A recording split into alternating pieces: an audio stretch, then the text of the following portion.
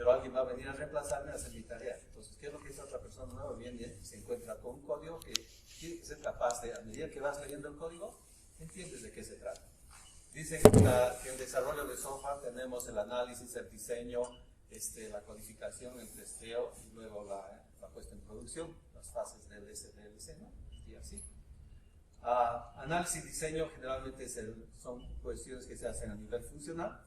El diseño puede ser funcional o técnico, pero al mismo tiempo este diseño se implementa. Mucha gente tiene los diseños en documentos y cuando viene una persona, ve el documento y ve lo que está escrito, ya no es lo mismo porque nadie estaba manteniendo el diseño. Entonces los nuevos medios de ver esta parte del diseño es el diseño realmente es el código, porque eso es lo que está funcionando. Y para que este diseño sea entendible, el codificador, el desarrollador, tiene que haber desarrollado de acuerdo a las normas de ingeniería de software, ¿no? Código reusable, código bien escrito, no usar if statements si están haciendo una programación, bueno, usar patrones de diseño, etc. Y seguir las normas de la empresa de diseño y de desarrollo de software, ¿no? Bueno, cuando uno desarrolla software de este tipo, de esta envergadura, y si el software se dice que es de misión crítica, por ejemplo, en la universidad, ¿cuál sería el software sin el cual la universidad dejaría de funcionar? El académico. Académico. Matrículas y matrículas. Claro. No, esos son softwares de misión crítica. En un banco, su sistema financiero de contabilidad es de misión crítica, ¿no? Pero hay otros sistemas, digamos, biblioteca. Si falla biblioteca, la universidad sigue funcionando, ¿no es verdad? Si los docentes se dejan de funcionar, no hay universidad. Si los alumnos se van, no hay universidad. Entonces hay diferentes componentes que son críticos. Entonces, estos pilares de sistemas, pilares de una entidad,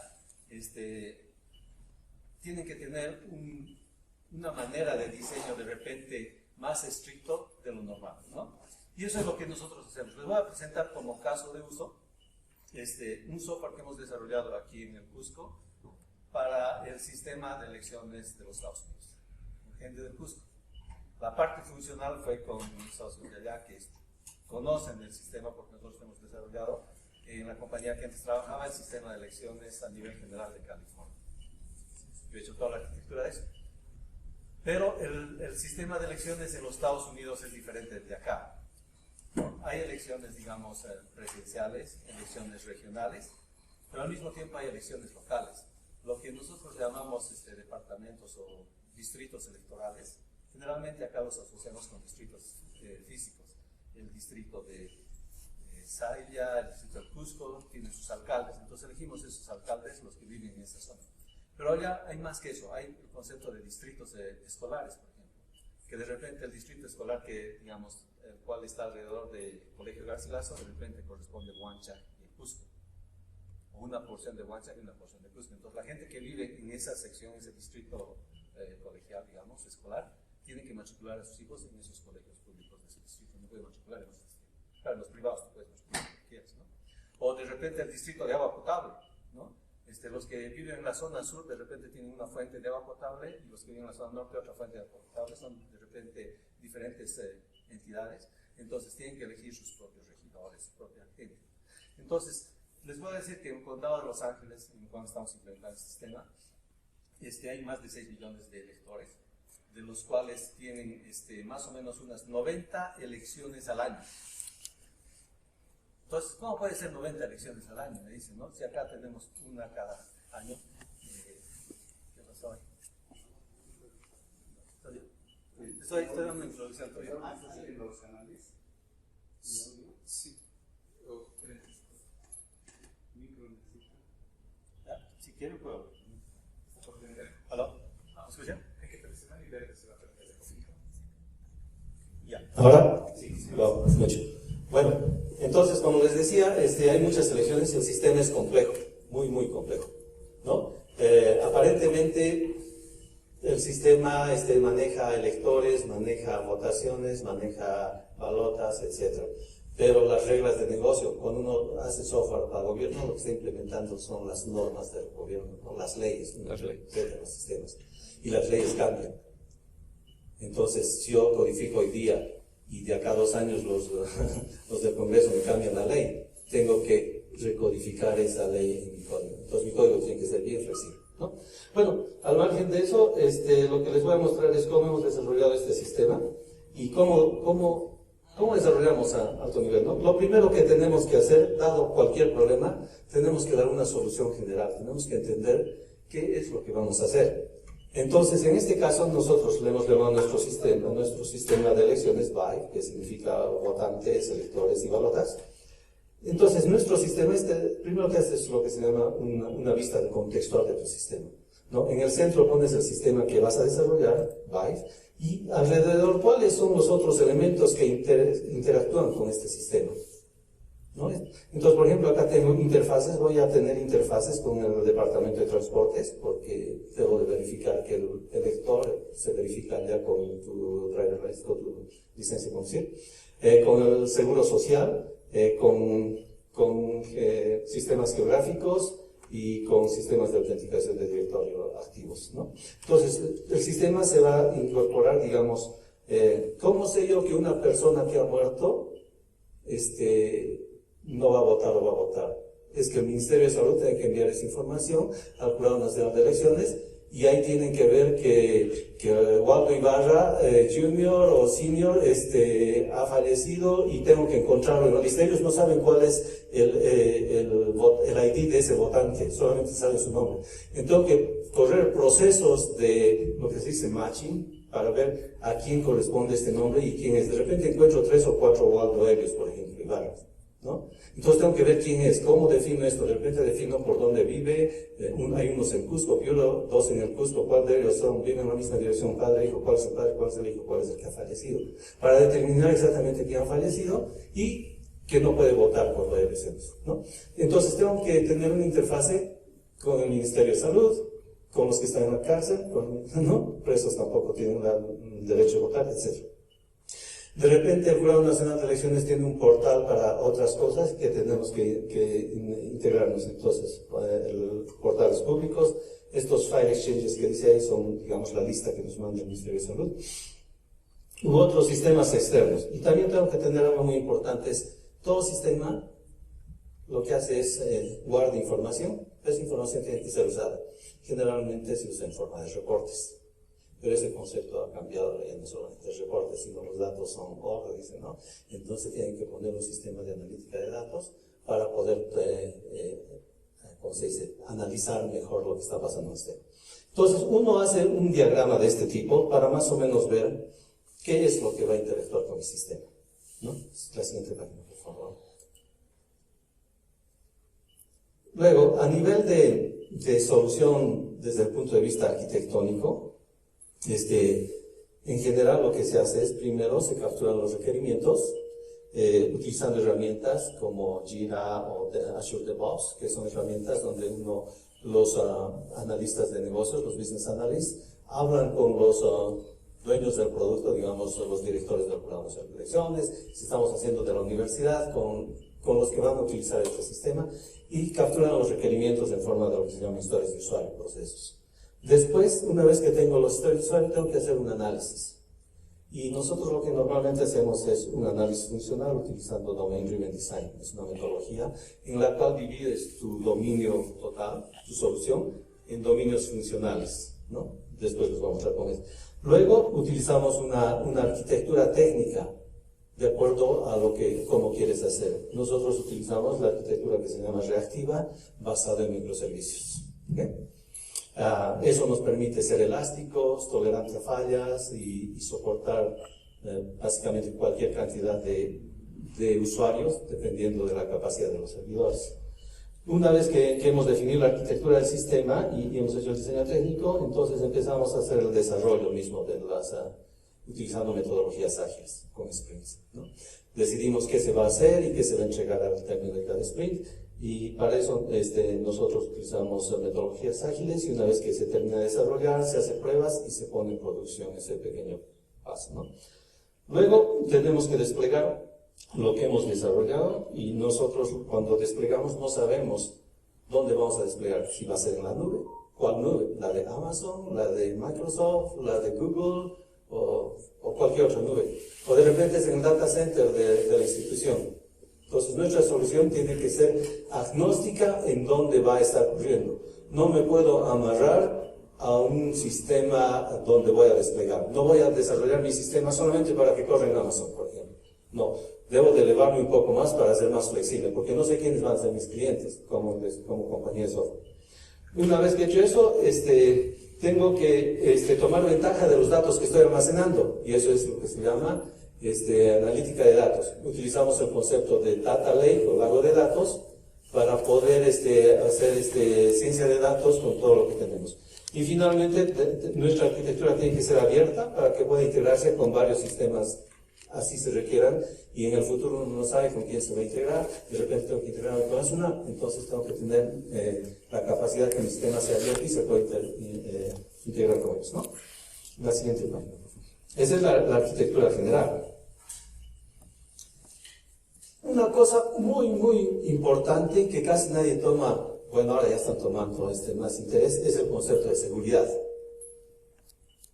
Cuando uno está desarrollando software de misión crítica, probablemente está guardando o está usando datos que son críticos para la empresa, propiedad intelectual, digamos, funciones financieras, evaluaciones, o de repente datos personales, ¿no? Yo no quisiera que mis datos del Jurado Nacional de Elecciones los pueda encontrar en otro lugar o que alguien me hackee mi sistema, ¿no? Y después estoy en peligro. Entonces, ¿qué es lo que nosotros hacemos con seguridad? Nosotros empezamos a implementar el concepto de seguridad desde la toma de los requerimientos. Seguridad para nosotros no es cuando estoy desplegando el sistema, sino es cuando estoy diseñándolo. Entonces, en cada paso del desarrollo de software, tengo que estar continuamente viendo cómo es que va a ser mi sistema desde el punto de vista de seguridad, ¿no? Entonces, lo que nosotros utilizamos es el modelo que se llama Shift Left, Shield Right. Shift Left quiere decir, si ustedes ven horizontalmente el desarrollo del ciclo el desarrollo de software, de izquierda a derecha, donde hago análisis, diseño, implementación, producción y mantenimiento. Generalmente el modelo tradicional es cuando voy a entrar en producción, ahí voy a asegurar mis servidores, voy a asegurar mi software. Todo a la derecha está. Nosotros nos movemos hacia la izquierda y empezamos a poner seguridad desde el análisis y diseño. Estamos haciendo un shift hacia la izquierda al comienzo del desarrollo. Y en cada paso vamos haciendo, como está en el círculo que está. Cuando hacemos requerimientos, tengo que hablar sobre usuarios, ¿no? ¿Qué tipos de seguridad va a tener el sistema con respecto a sus usuarios? Cuando hago el diseño, ¿cuáles son los roles de esos usuarios que van a usar mi sistema, por ejemplo? ¿Qué tipo de autorización y autenticación voy a utilizar? Cuando estoy implementando, estoy codificando, y los codificadores pues codifican y de repente me ponen inyecciones de SQL en su código y todas esas cosas. Entonces tengo que correr pruebas de seguridad estáticas, se llaman, contra el código que está siendo creado, utilizando tecnologías como SonarQube. Estos productos lo que hacen es analizar el código y me van a decir qué tipo la cantidad de código duplicado que tengo, la cantidad de errores que hay, la cantidad de SQL exceptions y dónde está. Entonces puedo corregir en el momento de desarrollo, no al final. Luego, cuando estoy desplegando, entonces ahí se corren pruebas dinámicas del sistema. Cuando el sistema está corriendo, hay dos cosas, ¿no? Ustedes han aprendido. Hay propiedades de software que se reconocen cuando uno está desarrollando estándares de desarrollo, todas esas cosas. Pero cuando el software está corriendo, otras propiedades emergen, propiedades emergentes de desarrollo de software. Por ejemplo, mucha gente dice seguridad. Bueno, ya sé que cuando mi código está corriendo tiene que estar seguro. Pero hay muchas otras propiedades que solamente aparecen cuando el código está corriendo. Entonces, ¿cómo yo protejo mi sistema? ¿Cómo yo veo que cuando está corriendo está perfecto? Entonces, se hacen pruebas de penetración. Son herramientas que van simulando hackeos del sistema, digamos, DDoS, cuando hacen millones de ataques al sistema, entonces, eso se simula. O de repente impersonación, de algún motivo les damos un usuario, digamos, básico, y el hackeador, o el testeador en este caso, empieza a tratar de ver de cómo escalar. morfar. Escalar. Sí, escalar esa cuenta, digamos, de básico a administrador y va a poder acceder al sistema. Todas esas cosas se van probando cuando el sistema está dinámicamente, ¿no? Luego también tenemos que ver, cuando desplegamos nuestro sistema, digamos, en la nube o en un servidor, tenemos que ver la seguridad del servidor, de la nube. Que cuando uno despegue en la nube, hereda todas las propiedades que Microsoft, digamos, nos da de seguridad en su ambiente. Entonces, con cierta confianza, vamos, mi infraestructura es súper segura porque Microsoft lo está asegurando. Y hay muchas compañías que están corriendo ahí. Entonces, solamente nos dedicamos a la seguridad a nivel de aplicación, no de infraestructura. Es una ventaja, pero pagas por ello. Igual, cuando tus datos están almacenados a nivel de datos, seguridad a nivel de datos, cuando un usuario está entrando datos, esos datos, digamos, tu número de tu DNI, son transmitidos desde el cliente hasta el servidor. Alguien puede poner un sniffer en el network y se jala tus datos. Entonces, lo que tú tienes que hacer es encriptar tus datos y tienes que utilizar un código, un canal seguro de comunicación. Eso se llama seguridad cuando los datos están en tránsito. Normalmente se utiliza protocolos HTTPS con TLS 1.2, ahora está apareciendo el 1.3 de seguridad. Ahora, cuando tus datos llegan donde ti están almacenados, tú los almacenas en una base de datos. Pero alguien te hackea la base de datos y te saca todo. Entonces, ¿qué es lo que tienes que hacer? Tienes que encriptar de repente tus datos y guardarlos encriptados. Por ejemplo, algunas bases de datos como Microsoft SQL Server tienen lo que se llama Transparent Data Encryption, TDE, que es solamente un switch en la base de datos y tus datos automáticamente se encriptan utilizando protocolos de encriptación que tú puedes escoger. Entonces, hay muchas cosas que ya están dadas, pero que tenemos que utilizarlas. Entonces, son seguridad de datos cuando están en tránsito y cuando están almacenados. Lo otro es la privacidad de los datos. Si digamos yo soy un usuario de tipo básico y jalo la información del profesor Waldo Ibarra y uno de los campos es el DNI, pero este usuario básico no tiene la capacidad, no debe ver los DNIs. Entonces lo que hacemos es nosotros aplicamos lo que se dice enmascaramiento de los datos en el servidor, de tal manera que el dato ya enmascarado se mueve hasta la pantalla donde se está visualizando y se ve, digamos, estrellas. Si alguien piensa que eso está encriptado y trata de desencriptar, no va a poder, porque en realidad está viendo estrella. Entonces es una protección de los datos personales. Digamos que ese DNI es del presidente de la región, o es la dirección de donde vive el presidente de la región. Son cosas que uno debe de ver, ¿no? Eso se llama PII, protección de la privacidad de la información del individuo. Y finalmente, la seguridad cuando tienes tus interfaces con otros sistemas. Esos interfaces tienen que ser seguros, tienen que ver de repente un protocolo de intercambio de seguridad, es decir, les tienes que asignar un nombre de usuario para que tú puedas autenticar a quién te está enviando esos archivos, digamos, del Ministerio de Salud. Porque si no, cualquiera te puede enviar cualquier cosa. Entonces, seguridad en todo nivel del desarrollo de software tiene que ser embebido desde el comienzo del diseño. Si no, nuestros sistemas nos hackean, pueden ver lo que está pasando con los datos de la JNR ahorita mismo. Hay personas que han aparecido como muertas últimamente, pero que no estaban, etc., ¿no?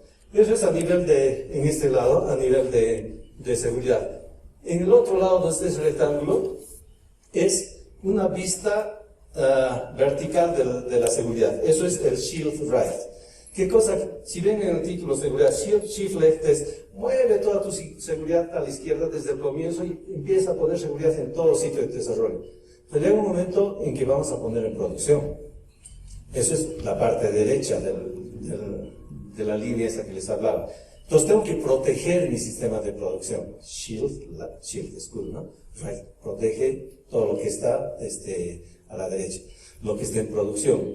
Entonces, ¿para eso qué hacemos? Si voy a poner, digamos, mi sistema en un data center de la universidad, mi sistema de matrículas, tengo que asegurarme de que esos servidores estén totalmente protegidos contra antivirus, que haya un firewall que proteja todo el data center para que no haya ataques de DDoS al centro de cómputo, por ejemplo, o a ese servidor por lo menos.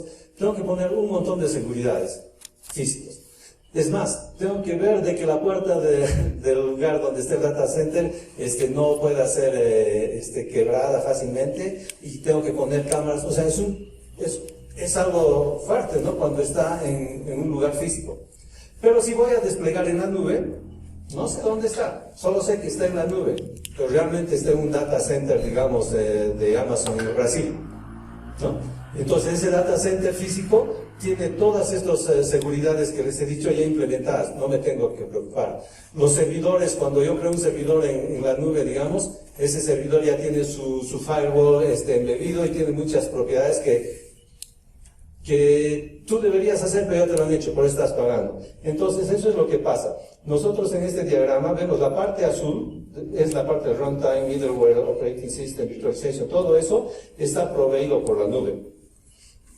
Y son sistemas que están siguiendo normas, digamos, federales de seguridad de los Estados Unidos, o normas que se llaman FedRAMP, o normas internacionales que se llaman NIST, que son a nivel internacional. Son protocolos de seguridad, son 160 controles para NIST, por ejemplo, de seguridad que tienes que cumplir. No solamente administrativos. Los protocolos de seguridad de estas entidades dicen, no solamente lo que les he hablado de seguridad de software y de todo eso, sino también, ¿qué pasa con esta computadora que está conectada con la universidad? Y el profe Walton se fue y alguien viene, como está logueado, fácilmente puedo hacer muchas cosas ahí, ¿no? Entonces, hay protocolos, hay entrenamientos que se dan a los usuarios de los sistemas para que sigan las normas de seguridad, ¿no? Digamos, después vienen a la universidad y van a ver, ok, ¿por dónde entran todas las conexiones a la universidad? Por varios puntos. Todos esos puntos tienen que ser seguros. Tienen que tener firewalls, tienen que tener listas blancas para que no entren otras personas. Es una cosa un poco compleja, se llama ciberseguridad, ¿no? Es lo que están hablando últimamente, pero todo eso tiene que ser cumplido en estos sistemas de misión crítica. Bueno, pasando de seguridad, que es muy importante, va a pasar a la siguiente parte. Cuando estoy haciendo mi análisis del sistema, tengo que hacer una arquitectura desde el punto de vista funcional. Es decir, tengo que entender realmente qué es lo que voy a implementar. Si no entiendo, voy a implementar cualquier cosa. ¿No es verdad? Entonces hay metodologías. Hay lo que se llama el Domain Driven Design, en la cual te dice, tú vas a descomponer el dominio, matrículas, en subdominios que sean mutuamente exclusivos. O sea, que no tengan relación entre ellos. En nuestro caso, en el sistema de elecciones, si ven acá, ojalá lo puedan, en el sistema de elecciones, en este diagrama, aquí, es un diseño horizontal, en la cual tenemos aquí lo que dice stakeholders, que son los usuarios, los interesados en el sistema. Después tenemos los canales que van a usar esos usuarios en comunicarse con el sistema. Esto es desde el punto de vista funcional, ¿no? Después vamos a tener los procesos, las reglas de proceso, ¿no? Business processes. Y acá ven estos rectángulos, cada uno de estos rectángulos son subdominios funcionales que unidos representan al dominio mayor que es elecciones, sistema de elecciones. Entonces tengo un dominio, obviamente va a haber electores, voters, ¿no? En un sistema de elecciones. Va a haber un dominio, como les he explicado que hay esas zonas geográficas, ¿no? Electorales, entonces utilizamos GIS, entonces hay dominios geográficos. Después hay peticiones. Normalmente hay instituciones que piden peticiones. ¿Cuántos han votado por tal partido, cuál por tal partido, etcétera? Son casi reportes. Después viene otro dominio que dice elections. O sea, es el vertical exclusivamente para las elecciones. Como les dije, en Los Ángeles son como 90 elecciones al año. Entonces es un sistema que debe estar continuamente funcionando, ¿no? Después viene otro que se llama balotas. Cuando vas a votar, te dan tu balota para que votes, pero si tú vives en este lado de la calle, de la Avenida de la Cultura, y otra persona vive en el otro lado de la Avenida de la Cultura, tú perteneces a Huanchac y el otro pertenece al Cusco. Sus balotas van a ser diferentes si es que están eligiendo alcaldes, porque él va a tener la lista de los votantes del Cusco y tú odio de los que están participando para ser alcaldes del Cusco y tú para los de Huanchac. Pese a que están solamente separados por una calle, pero pertenecen a diferentes distritos electorales. Entonces es otro proceso. Obviamente Balotas está íntimamente ligado con elecciones y con Bore y con geodésica, ¿no? Porque es geográfica. Finalmente tenemos ahí que más, bueno, cada uno de estos subdominios son relativamente excluyentes entre sí. Deben de ser suficientes. Si, por ejemplo, el sistema de balotas o el sistema de votantes, Cuando quiero imprimir las balotas para los votantes que pertenecen a esta zona, a nivel de base de datos tengo que tener una conexión, ¿no? Pero cada uno de estos tiene sus propias tablas en la base de datos, su propio dominio a nivel de datos, los cuales van a tener que, de alguna forma, interrelacionarse, pero no a nivel funcional. Y después tenemos otros sistemas comunes de negocios, por ejemplo, validación de datos, es un sistema común. Después, de repente, un Rules Engine, que es un sistema para manejar reglas. ¿Qué más? Validación de direcciones. Si mi trabajo tiene procesos batch, entonces un Job Manager, etc. Son cuestiones comunes que van a ser usados cuando desarrolle estos sistemas de acá. Gracias. El siguiente dominio más abajo de todo esto viene ya la capa a nivel de información, ¿no? Están viendo usuarios, reglas de negocio, información. Es como fluye la información de ese modo y regresa hacia arriba, ¿no? A nivel de información tengo que tener tablas o dónde almacenar los datos de los votantes de cada uno de estos dominios funcionales, y también tengo acá otra capa para las integraciones con otros sistemas, con el departamento de vehículos, con, no sé, diferentes sistemas, ¿no? Para integraciones. Entonces, así es como uno diseña a nivel funcional utilizando Domain Driven Design. ¿Cuál es el siguiente paso? Tengo que implementar eso en código. Todo ese diseño que tengo, tengo que hecho mi diseño, ahora voy y hablo con el cliente para que esté haciendo esto, y empiezo a descomponer. ¿Puedes regresar, por favor? Y empiezo a descomponer cada uno de los dominios en subdominios. Cada uno de estos dominios, si ven hay unos rectángulos, son subdominios del dominio votante. Al final, cada uno de estos pueden ser objetos o métodos dentro de un objeto general que voy a codificar. Y cada uno de estos va a tener una historia de usuario, se llama en metodologías ágiles, donde me describe funcionalmente qué es lo que debe hacer. Y eso le entrega al desarrollador y el desarrollador empieza a codificar. Bueno, pásale a la siguiente pantalla, por favor.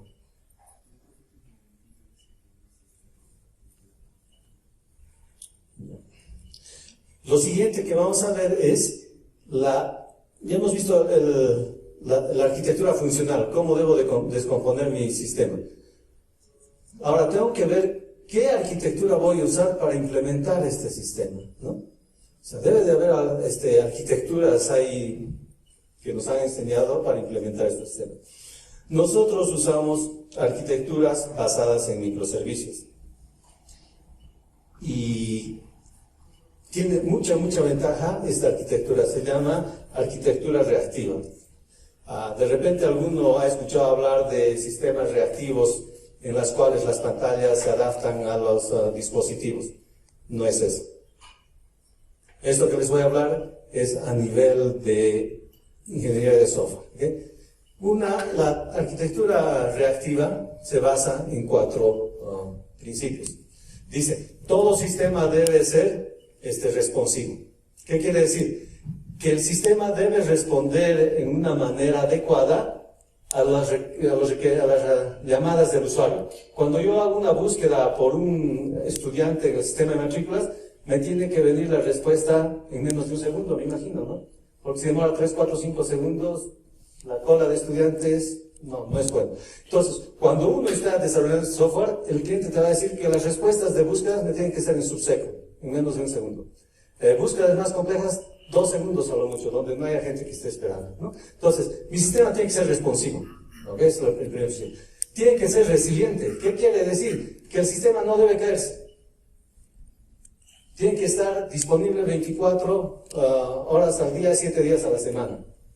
¿Ok? Es bonito tener eso. Tiene que ser elástico. ¿Qué quiere decir? Que si durante horas normales tengo 100 usuarios en mi sistema, pero hay momentos, horas pico, en día de matrículas, digamos, ¿no? Donde todos quieren registrarse, y tengo de 100 usuarios al día que tengo, sube a 10.000 usuarios en 2 días, 5.000 por día o 10.000 por día. El sistema se va a caer si es que no está diseñado para soportar esas cargas. pero si lo diseño para 10.000 usuarios o 20.000 usuarios, ok, va a soportar, pero no todo el tiempo va a tener 20.000 usuarios. Entonces, de repente, la analogía es, he comprado un ómnibus cuando solamente necesito un tico para moverme, excepto sábados y domingos cuando necesito el ómnibus. Entonces, ¿cómo hago eso? Y finalmente tiene que ser message driven. ¿Qué quiere decir eso? Que la comunicación entre los componentes que voy a desarrollar tiene que ser asíncrona, mediante mensajería. No tiene que ser mediante Remote Procedure Calls, RPCs, que son llamadas síncronas. Sino tengo que utilizar una plataforma de mensajería para enviar un mensaje y pedir a otro sistema y necesito estos datos y el otro me responde inmediatamente. Y eso tiene una ventaja después, porque eso me va a permitir ser escalable. Ahora, muy bien, entonces esas son nuestras propiedades que debo cumplir. ¿Cómo las cumplo? Avanza, por favor.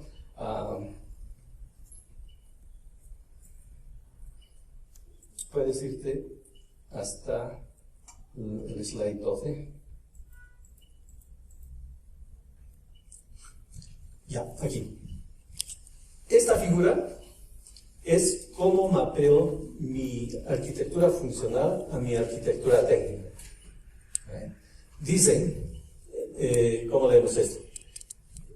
A la derecha están mis dominios funcionales, ¿no? Les dije que cuando hemos hecho el análisis funcional tenemos el rectángulo para electores, para peticiones, para geográficos, todo eso. Son esos rectángulos. Esa es la parte funcional.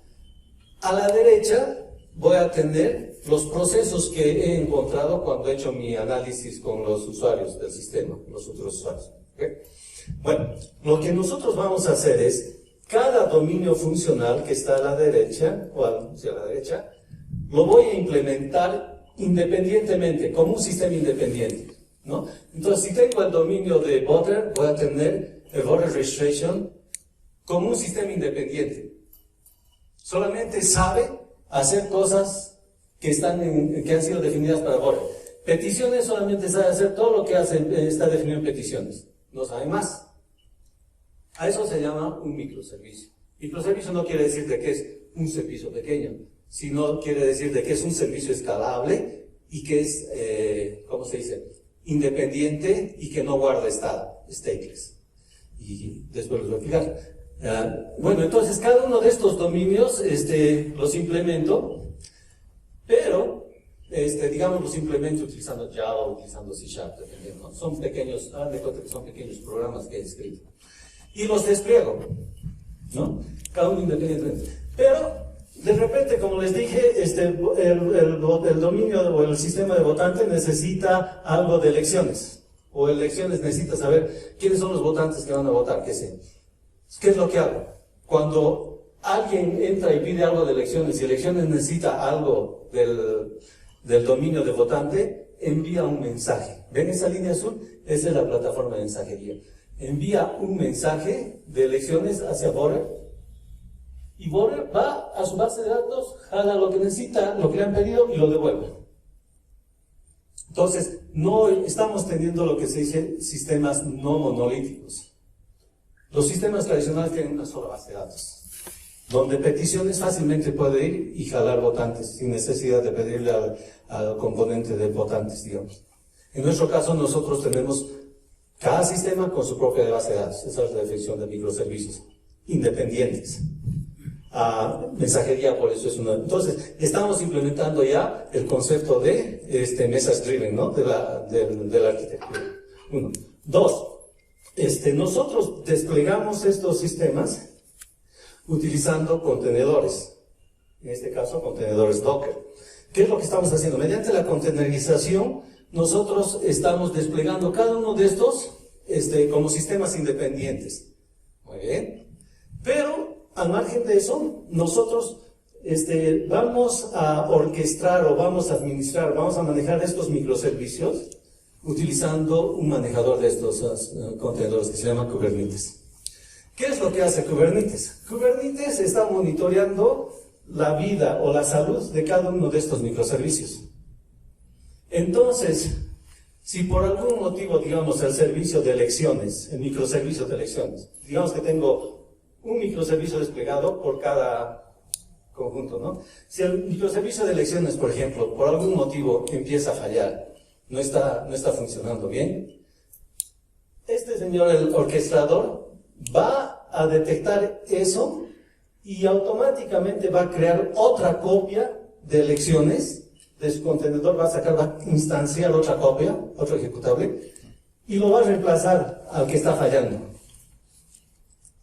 ¿Qué me permite? ¿Qué es lo que está sucediendo acá? De que normalmente si mi sistema está fallando, lo bajo al sistema, veo qué está pasando y lo redespliego. Puede pasar 1 hora, 2 horas, 5 horas, 10 horas, que el sistema está caído, es lo que dice. En este caso, el sistema no va a estar caído, porque el Kubernetes nos va a ayudar a tolerar ese tipo de fallas. Por eso dice que es fault tolerant a nivel de aplicaciones. Con eso mi sistema está 24 horas al día, 7 días a la semana, disponible.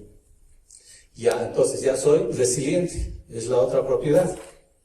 La tercera propiedad es escalable, ¿no? ¿Cómo es que mi sistema es escalable? ¿Qué dice cuando es escalable? Digamos que tenemos 100 usuarios que están utilizando este sistema, ¿ok? Está funcionando bien. Y de un momento a otro aparecen 10.000 usuarios. Y digamos, los 2 primeros microservicios son los que son más usados. De repente un solo microservicio no va a poder soportar esa carga. ¿Qué va a hacer Kubernetes? Kubernetes va a ver de que este sistema, su capacidad está llegando al máximo. Entonces lo que va a hacer va a crear otra réplica. Entonces ya vamos a tener 2 réplicas de votante y de repente 2 réplicas de petitions. Y entonces va a distribuir. De lo que venían 10.000, 5.000 para cada uno. Y si ve que no es suficiente, va a duplicar de nuevo, o dependiendo de la lógica que pongamos durante la configuración. De tal manera de que se va a tener tantas réplicas que puedan soportar el número de usuarios. Eso se llama escalar. O sea, mi sistema va a poder soportar los usuarios y no se va a caer porque de momento solo vinieron 10.000 usuarios. Cuando pasa la hora crítica, cuando se reduce el número de usuarios a 100 de nuevo, ahora acá tengo pues 10 microservicios extras, ¿no? Kubernetes va a ver que hay microservicios que no están siendo usados, entonces los va a borrar, los va a desaparecer, ¿no? Y va a dejar solamente los que estaban originalmente. ¿Qué ha hecho Kubernetes? Ha incrementado el número de servicios cuando hay mucha carga y cuando no hay carga los ha disminuido. Es elástico, escala, de acuerdo a la necesidad. Entonces mi sistema es elástico, ya he cumplido 3 de las 4 propiedades. La otra propiedad es de que mi sistema debe ser responsivo. Bueno, la elasticidad me permite ser responsivo, ¿no? Si es que tengo 10.000 usuarios y tengo la suficiente capacidad o número de microservicios para soportar eso, el sistema va a estar respondiendo en el mismo tiempo siempre. ¿Por qué? Porque cada microservicio, les he dicho, es stateless, o sea, no guarda estado. Cuando le viene una llamada, ese microservicio, digamos, digo, voy a buscar por este votante. El border search que está dentro de border registration va y busca al votante y le regresa a la pantalla y la pantalla lo muestra. Pero si es que hay 10.000 de estos y cada uno está llegando a estos microservicios, una vez que un microservicio ha buscado por un votante y después le llega otro requerimiento para buscar otro votante, no tiene idea de lo que ha pasado en la llamada anterior. No ha guardado en ninguna variable global nada de la llamada anterior. Entonces, cada sistema es independiente, es stateless. Y debido a que son message driven, cada uno independientemente está actuando prácticamente, y lo está orquestando. Si por algún motivo me dicen, tengo que aumentar un nuevo componente, se crea su parte funcional y se lo despliega como otro microservicio más. Entonces puedo aumentar sin hacer lo que era el servicio. La otra parte son los procesos de negocios. Los procesos de negocios son flujos de procesos, ¿no? Pues, los cuales los usuarios los hacen utilizando el GUI de la aplicación. Entonces, las llamadas vienen a través del UI, ¿no es cierto?, de las pantallas. Y estas llamadas son, ¿cómo se dice?, ruteadas a los microservicios que deben soportar las llamadas. Si de acá hago una búsqueda de votantes, irá pues soporte. Si hago una búsqueda de elecciones, irá a elecciones. Si es que estoy modificando un distrito geográficamente, entonces va a la llamada al correspondiente microservicio. Entonces, este es otro microservicio que sirve para orquestar las reglas funcionales, ¿no? Entonces, es así como mapeo mi análisis funcional a una arquitectura técnica. Y he cumplido los 4 requisitos de mi arquitectura, ¿no? Los datos se guardan en una base de datos y se replican en una base, en un data lake, que es un Data Analytics Storage. Ahora, nosotros, en nuestra compañía, la base de datos esta representa el estado actual del sistema, es decir, lo último que se ha modificado. Pero de repente viene alguien y me dice, yo quisiera saber qué es lo que ha pasado, digamos, en un sistema de matrículas, ¿no? Quisiera saber cuáles han sido las notas de este alumno en su tercer ciclo, pero él ya está en el 5º ciclo. Si es que no he guardado esas notas históricamente, entonces no voy a poder responder, porque el sistema solamente me está mostrando lo que está ocurriendo en este instante. Eso es a nivel transaccional. Entonces nosotros replicamos cada cosa que pasa en la base de datos, replicamos aquí y estamos guardando la historia. Y eso es por cuestiones de auditorías. Si digamos soy un banco y deposito 100 y después retiro 50, esa historia tiene que estar en algún lugar almacenada para que cuando vengan los auditores vean y sepan qué es lo que ha pasado con eso. Igualito en elecciones.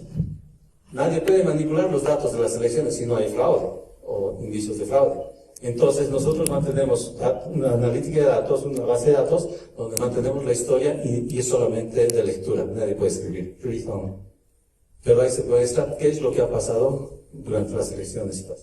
Ok, bueno, pasando a los residuos. Entonces eso es como mapeamos.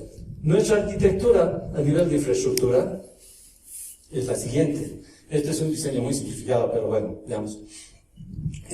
Acá tenemos el usuario, que tenemos usuarios, tenemos sistemas externos, y todos estos tipos de usuarios van a conectarse a nuestro sistema, mediante internet, porque es HTTPS. Bueno, tiene su propio firewall, es otra cosa. Nosotros tenemos un firewall enfrente de nuestro sistema, se dice un firewall perimétrico. Es el único punto por donde las peticiones de los usuarios pueden ingresar. No hay otra forma de entrar al sistema. Acá es donde los IP públicos están aquí, todo lo demás es privado. Entonces, si tú quieres entrar a mi sistema, tienes que entrar por el firewall. Y si no estás autorizado, nunca vas a entrar. ¿Okay? Y estos firewalls modernos son tan buenos que te dan muchas capacidades de ciberseguridad. Por ejemplo, ya tienen embebidos métodos de protección para DDoS, digamos, ataques de millones de usuarios, o para cualquier tipo de vulnerabilidades dinámicas. Ya tienen ellos. Tienen sistemas de inteligencia artificial que están aprendiendo cada vez más para proteger el sistema interno. ¿Okay? Uno de esos sistemas es Sophos, que es el que utilizamos, y hay Microsoft Azure, etc. Bueno, una vez que logras pasar ahí, la llamada llega a un gateway. El gateway es como un ruteador, ¿no? Que va a dirigir hacia dónde debe ir esta llamada.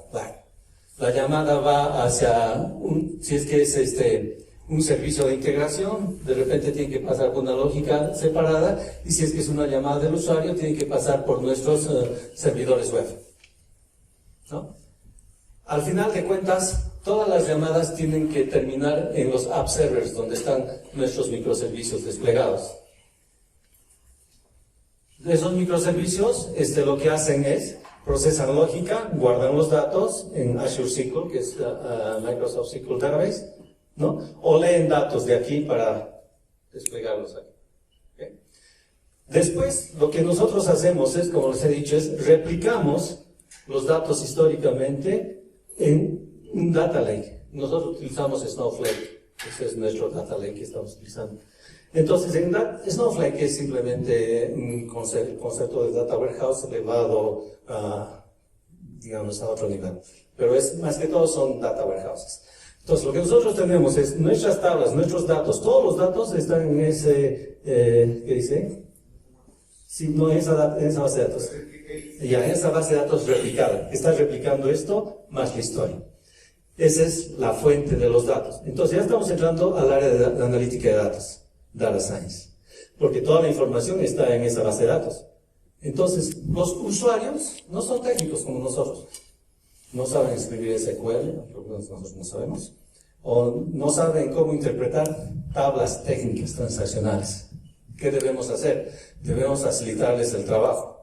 Entonces, para eso utilizamos el concepto de data warehouses, donde modificamos la estructura de la base de datos de tal manera de que el usuario tenga una visión del sistema desde el punto de vista funcional. O sea, las cosas técnicas las unimos para, por ejemplo, al usuario de repente lo que le interesa es edad, pero en la base de datos hay fecha de nacimiento. Entonces creamos lo que se dice una nueva dimensión. Le calculamos la edad de la persona y mostramos la edad, no la fecha de nacimiento, porque eso es lo que le interesa. Entonces todas esas transformaciones van y se presentan en lo que se llama data marts. Los data marts son los puntos a los cuales los usuarios van a entrar utilizando herramientas como BI, Tableau, son visualizadores de datos, ¿no? Y van a poder hacer su análisis de datos. De repente pueden utilizar, qué sé yo, otras herramientas para ingresar a esos data marts y de allí obtener las respuestas. Por ejemplo, alguien puede decir, lo que les ofrecemos data marts que están fijos para ellos, prehechos. Por ejemplo, lo que nosotros decimos es viajar en el tiempo, ¿no? Para el votante. Yo quiero saber que este votante, qué le ha pasado entre estas dos elecciones. De repente se cambió de partido político o no votó, entonces, o yo puedo ver la historia de dónde ha votado este votante, o qué sé yo, puedo ver la historia de todos los cursos que ha llevado, etc. ¿No? Son cosas analíticas de datos que interesan al usuario. El usuario es el que define qué es lo que quiere y cómo va a ver de acuerdo a sus necesidades. Esa es la arquitectura, la infraestructura a nivel general, ¿no? Pase, por favor, así. No sé. Vamos. Una cosa más importante. ¿Qué pasa si el sistema, por algún motivo, se cae, el sistema de producción?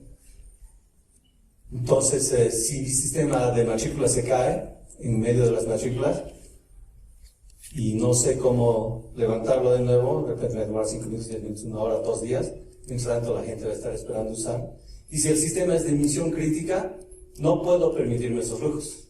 ¿Qué debo tener? Debo tener un sistema secundario, o sea, el primario es el que está funcionando, y un sistema secundario que me permite moverme en cuanto falla el sistema primario, moverme al sistema secundario para poder proveer continuidad en el negocio al cliente. Se llama business continuity.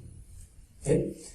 Pero eso tiene un costo, porque prácticamente tengo que replicar el sistema de producción, tengo que replicar los datos en tiempo real, porque de repente me dicen, si se cae el sistema, no debo perder ningún dato.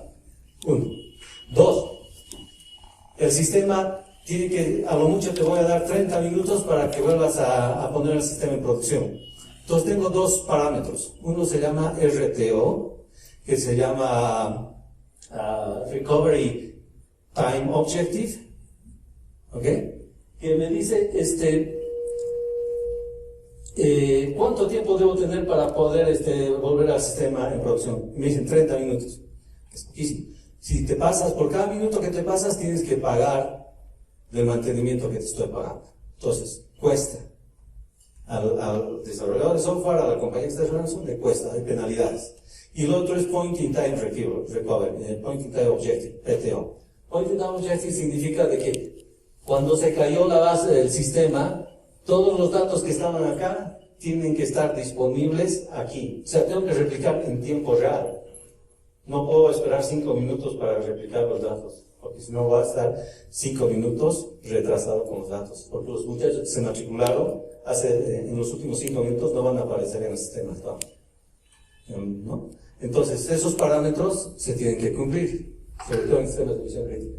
Entonces, lo que hacemos es replicamos el sistema y ponemos acá un ruteador, si quieren, que cuando detecta de que ha fallado esta conexión o ha fallado acá, todos los requerimientos los pasa y los rutea a Hay dos tipos de sistemas que están aquí replicados. Uno se llama en caliente, quiere decir que están funcionando prácticamente, que cuando son requeridos continúan funcionando, y los otros son fríos, ¿no? En que una vez que falla estos tengo que desplegar los microservicios y tengo que empezar el sistema. De repente tengo 30 minutos y en esos 30 minutos puedo hacer eso. Si el sistema está corriendo todo el tiempo, como estoy en la nube, paga por uso, cada minuto que está corriendo está pagando el cliente, pero ese es el riesgo que tiene, ¿no? Para sistemas importantes. Si es que está en frío, el sistema está pagado, no paga mucho, solamente por haberlo desplegado, pero cuando quiere usarlo, tiene que prenderlo. Si 30 minutos o lo que quieran es suficiente, entonces esa solución vale. Al margen de ello, si la base de datos está replicada en tiempo real, es otro costo. Lo otro es, ¿qué versión del sistema está en el sistema de recuperación? Cuando he desplegado en producción, he desplegado aquí. Versión 1, versión 2, no ha pasado nada. Versión 3, de repente inicialmente estaba en versión 4, etc. Y de ahí falla. Cuando me cambio acá, está en versión 1 y ya estamos en versión 4. Tengo que redesplegar. De repente eso es costoso en tiempo, ¿no? Entonces lo que se hace es, como usamos imágenes, contenedores Docker, esas imágenes, cada vez que despliego acá, esas imágenes se guardan en el Kubernetes, prácticamente estoy desplegando en ambos sistemas al mismo tiempo. Algo así. ¿Okay? Entonces eso es este proceso de recovery, que es importante para que los sistemas funcionen 24/7, ¿no? Siguiente. Esto es cómo se replican las bases de datos. Esto ya les he explicado más o menos, es la infraestructura, aquí están los microservicios. Este es, siguiente, por favor. Más, creo que ahí, ok. Integración de datos, y la otra parte. Una vez que he desarrollado mi sistema, yo tengo que comunicarme con sistemas externos para obtener sus datos. Entonces hay varias herramientas. Generalmente se utiliza lo que se llama el ESB, ¿no? Enterprise Service Bus, que es uno de los modelos o que puedo decir patrones de diseño para implementar integración de aplicaciones empresariales. La herramienta que utilizamos se llama Talent, y esta herramienta nos permite definir procesos. Cuando uno va a integrarse con otro sistema, por lo menos tiene que tener 5 procesos. ¿Okay? Primero debo tener un proceso desde donde voy a... Bueno, esto no es representativo, pero digamos un proceso con el cual me voy a conectar con el sistema con el cual quiero integrar. Digamos, voy a hacer llamadas REST a la SUNAT, o me voy a integrar con una plataforma de pago, una pasarela de pago. Entonces tengo que tener mis protocolos. ¿Qué es lo que me vas a mandar y qué seguridades tengo para eso? Eso se llama el inbound o la entrada. Una vez que obtengo los datos, ¿qué es lo que debo hacer? Debo validarlos. Ese es mi siguiente proceso. Validaciones de los datos. Digamos, ellos me dicen, te vamos a mandar en modelo JSON o en XML. Entonces tengo que validar los datos estructuralmente, de que cumplan de acuerdo a lo que hemos especificado. Y tengo que validar, digamos, me dan fechas de nacimiento. Entonces debe de haber rangos válidos que tengo que validar en los datos. O que los nombres no deben ser de más de 30 caracteres. Tengo que validar todas esas cosas. Una vez que he validado los datos y esto pasa, voy al siguiente paso, que se llaman transformaciones. O sea, tengo entrada, validación, transformación. ¿Qué es la transformación? Bueno, pues el sistema, digamos, de biblioteca tiene su propia base de datos. Me han enviado sus datos y yo los tengo que guardar en otro sistema, en otra base de datos. Pero las bases de datos son diferentes. Entonces tengo que transformar sus datos en algo que mi sistema pueda entender. Tengo que hacer mapeos, digamos, ¿no? Digamos que ellos me envían nombres con 30 caracteres, pero en mi sistema solamente admiten 25, entonces tengo que truncarlos. O que ellos utilizan fechas de nacimiento día a día, mes a mes, pero yo utilizo fechas julianas, que es un número nada más, entonces hacer esas transformaciones. Es decir, o de repente ellos me mandan apellido materno, apellido paterno, qué sé yo, primer nombre, segundo nombre, como campos diferentes, pero mi sistema solamente tiene un campo que se llama nombre. Entonces mi transformación va a concatenar todos esos campos con espacios, o como sea, y guardar esos 4 como un solo campo, ¿no? Eso se llama transformaciones. Una vez que he transformado los datos de acuerdo a lo que el sistema que va a recibir los datos lo ha hecho, tengo que rutear esa información al destino. O sea, desde la fuente hasta el destino. Esos ruteadores son conexiones con el sistema, como lo que he hecho en la entrada. En la salida también tengo que ver dónde voy a rutear. De repente tengo que rutear esa información no solamente a uno, sino a 2 o 3 sistemas. Muy bien, entonces son patrones de diseño que existen ya implementados en estos softwares que te permiten hacer todo eso. Eso es lo que se llama happy path, o sea, si no hay errores en el camino. ¿Qué pasa si hay errores? ¿Qué pasa si una de las validaciones falla? Digamos, estoy leyendo de una lista Excel de datos y estoy pasando fila por fila, y la tercera fila falla una validación, que la fecha está fuera de rango, ¿no? O no pusieron fecha de nacimiento. Entonces, el sistema va a fallar, se va a truncar, si es que no pongo validación de errores. Entonces, lo que tengo que hacer es tener lo que se llama un framework de errores, de error handling, para manejar errores, en las cuales tengo que definir qué debo hacer con esos datos que han fallado. Muchas veces lo que hacen es, ok, esos errores los vas a guardar en un archivo similar al que ha venido, que se va a llamar el nombre del archivo, error, ¿no? Y al final del proceso, vamos a ver si es que ese archivo de errores tiene errores o no. Si no hay errores, todo ha ido bien. Pero si hay errores, estos son las filas que han fallado, ¿no? Los récords que han tenido error. ¿Qué es lo que debo hacer? Ahí viene el concepto que no sé si ustedes han escuchado, que se llama Data Quality, que está muy de moda, porque todo es datos ahora. ¿Qué es Data Quality? O sea, los datos los he validado, los he mapeado, he hecho todo lo que he podido, pero sin embargo he tenido errores. Entonces, ahí es donde entra lo que se llama Data Stewardship, que son la gente que trabaja en analítica de datos, y que va a ir y va a inspeccionar esos archivos con errores, y va a determinar cómo arreglarlos, y después procesarlos en el sistema, ¿no? Vamos a procesarlos de nuevo. Pero tienen que arreglar esos errores, porque los datos no pueden quedarse ahí, tienen que entrar en el sistema de todas maneras. Entonces, ese proceso es el quinto paso, ¿no? Que es donde los errores son como subcomponentes, son validados y hay gente que está monitoreando esto. Y bueno, a ver, la siguiente, por favor, si usted me re. Gracias, eso sería todo para alto nivel de cómo nosotros desarrollamos software para aplicaciones de misión crítica.